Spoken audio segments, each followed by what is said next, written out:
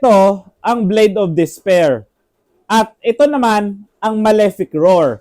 Ano ang pinagkaiba nilang dalawa?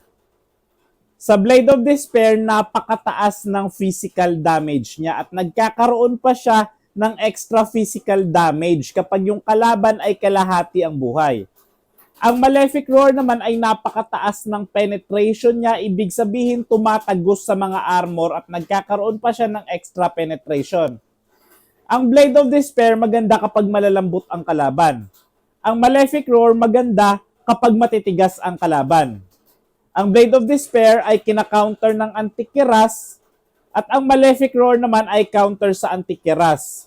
Ang Blade of Despair ay napakamahal. Ang Malefic Roar naman ay mura lang.